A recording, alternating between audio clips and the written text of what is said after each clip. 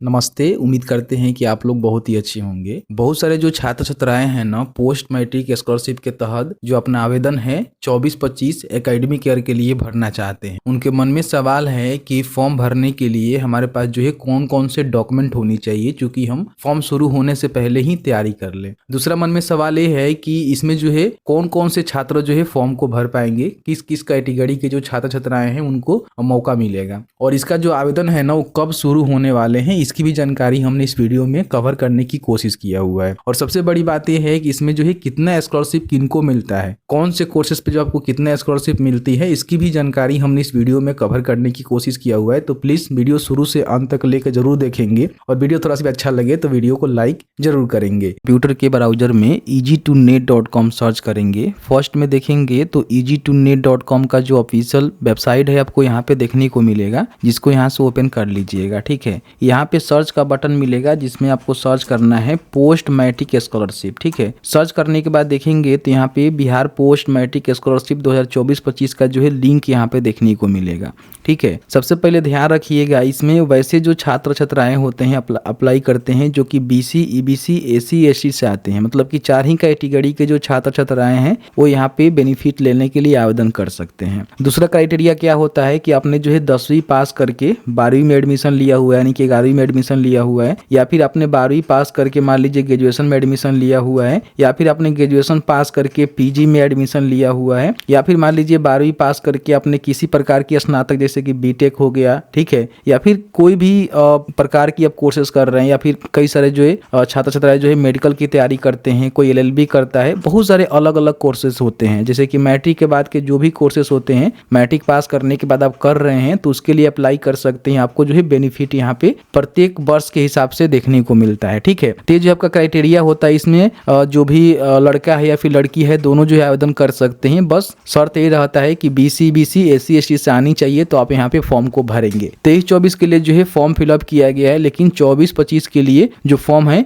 अभी तक फिलअप नहीं किया गया है, जिसके बारे में हम जानकारी आपको दे रहे हैं। अब यहाँ पे हम बात कर लेते हैं कि इसमें जो है बेनिफिट कितना आपको देखने को मिलता है, कौन से कोर्सेज पे। जैसे कि मान लीजिए अगर आप इंटरमीडिएट में एडमिशन लिए हुए हैं तो प्रत्येक साल आपको 2,000 रुपये यहाँ पे देखने को मिलेगा। ठीक है, जैसे कि आपको जो है 4,000 रुपया 2 साल में यहाँ पे देखने को मिल जाएगा। वही मान लीजिए आप स्नातक या फिर जैसे कि जो भी उसके समकक्ष कोर्स होता है, जैसे कि मान लीजिए BA कर रहे हैं, BSc कर रहे हैं, BCom कर रहे हैं, तो इस प्रकार के जो भी कोर्सेस हैं उस पर आपको 5,000 प्रति वर्ष यहाँ पे देखने को मिलता है। तो 3 साल का आपका कोर्स होता है तो 15,000 आपको मिलेगा। ठीक है, बाकी आप PG कर रहे हैं, जैसे कि मान लीजिए MA MSc MCom वगैरह वगैरह कर रहे हैं, या फिर इसके बराबर कोई भी आप कोर्स कर रहे हैं, तो आपको जो है 5,000 ही मिलेगा प्रति वर्ष। ठीक है, बाकी मान लीजिए आप ITI वगैरह वगैरह कर रहे हैं तो आपको 5,000 ही मिलेगा। किसी प्रकार की 3 वर्षीय डिप्लोमा कर रहे हैं, पॉलिटेक्निक कर रहे हैं, तो आपको जो है 10,000 मिलेगा। और मान लीजिए जो व्यावसायिक या फिर तकनीकी में आप ग्रेजुएशन कर रहे हैं, जैसे कि मान लीजिए कोई इंजीनियरिंग कर रहा है, कोई मेडिकल कर रहा है, विधि से कर रहा है, प्रबंधन से कर रहा है, कृषि से कर रहा है, तो उस प्रकार के जो भी कोर्सेस होते हैं ना उस पर 15,000 रुपये तक जो है प्रति वर्ष यहाँ पे बेनिफिट आपको देखने को मिलता है।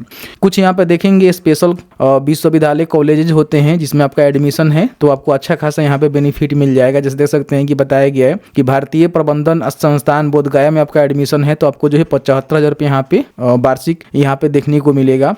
इस तरह से IIT पटना में आपका एडमिशन है या फिर NIT पटना में एडमिशन है, तो इस तरह से आपको बेनिफिट देखने को मिल जाता है। आप यहाँ पे चेक कर लेंगे, इसमें सभी का एडमिशन नहीं हो पाता है। कुछ ऐसे मेधावी छात्र छात्राएं होते हैं जिनका एडमिशन होता है, तो उनको भी बेनिफिट यहाँ पे देखने को मिल जाता है। ठीक है, माता पिता अभिभावक का जो वार्षिक आय है 3 लाख तक ही होनी चाहिए। 3 लाख से अधिक होगा तो आपको बेनिफिट नहीं मिलेगा। बाकी हम डॉक्यूमेंट की बात करें तो सबसे पहले ध्यान रखिएगा, इसमें क्या होता है कि पहले रजिस्ट्रेशन होता है, उसके बाद जो है स्कॉलरशिप के लिए अप्लाई होता है। तो उसके लिए हमने जो है एक लिंक आपको दिया हुआ है, लिंक बताएंगे कहां से आपको देखने को मिलेगा। इसमें हमने सभी डॉक्यूमेंट को जो है बता दिया हुआ है, कौन कौन से डॉक्यूमेंट आपको बनवा कर रख लेने हैं, क्योंकि देखिए एप्लीकेशन फॉर्म शुरू होता है ना तो 1 महीने 1.5 महीने तक का ही समय मिलता है, और उसमें काफी सारे जो बच्चे हैं ना वो डॉक्यूमेंट बनवाने में कहीं ना कहीं विफल होते हैं, और इसीलिए उनका जो फॉर्म है ना वो भी फिलअप नहीं हो पाता है। तो अगर आप साइबर कैफे वाले हैं या फिर मान लीजिए खुद अपना फॉर्म भरना चाहते हैं तो इसको डाउनलोड कर सकते हैं, जिसमें सभी डॉक्यूमेंट की जानकारी हमने दे दिया हुआ है। आप चाहें तो अपने साइबर कैफे पे इसको लगा भी सकते हैं।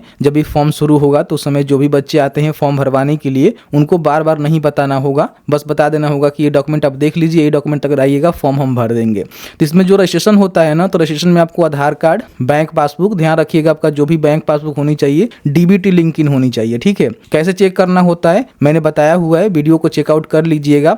और नहीं है तो ऑनलाइन भी आप लिंक कर सकते हैं, उसके लिए भी हमने वीडियो बनाया हुआ है, उसको भी चेकआउट कर सकते हैं। फिर उनका कास्ट सर्टिफिकेट होनी चाहिए, इनकम और एक्सीडेंट सर्टिफिकेट जो है 2024 या फिर 25 का। अगर मान लीजिए 24 में तो आवेदन शुरू नहीं होगा तो 25 में बोल दीजिएगा, वो लोग बनवा कर रख लेने के लिए, ठीक है, बहुत बेहतर रहेगा। फिर यहाँ पे मोबाइल नंबर और ईमेल आईडी देना पड़ता है। तो ये जो है रजिस्ट्रेशन में आपका डॉक्यूमेंट लगता है। अब जैसे ही रजिस्ट्रेशन कर लेते हैं तो फिर क्या करता है कि विभाग आपके दिए गए जो भी सर्टिफिकेट वगैरह वगैरह है उसको वेरीफाई करता है और उसके बाद आपको यूजर आईडी पासवर्ड उपलब्ध कराया जाता है, यानी कि अप्रूवल आपको मिल जाता है कि अब आप स्कॉलरशिप के लिए अप्लाई कर सकते हैं। तो उसमें अपना जो भी यूजर आईडी पासवर्ड है वो आपको लगता है, तो यूजर आईडी पासवर्ड आपको तुरंत मिल जाता है, वो आपके पास रहता ही है, उससे आपको लॉगिन करना होता है। फिर यहाँ पे 10वीं का जो मार्कशीट है आपको अपलोड करना पड़ता है। लास्ट ईयर पासिंग सर्टिफिकेट का मतलब होता है जैसे कि मान लीजिए आपने 10वीं पास करके 11वीं में एडमिशन लिया हुआ है और फॉर्म को भर रहे हैं, तो आपका जो है लास्ट पासिंग सर्टिफिकेट 10th हो गया। जैसे कि मान लीजिए आप यहाँ पे 12वीं पास करके, ठीक है, ग्रेजुएशन में आपने एडमिशन लिया हुआ है, फर्स्ट ईयर में आप हैं, तो आपका लास्ट जो पासिंग मार्कशीट है वो 12वीं हो गया। अगर आप सेकेंड ईयर में हैं तो आपका लास्ट पासिंग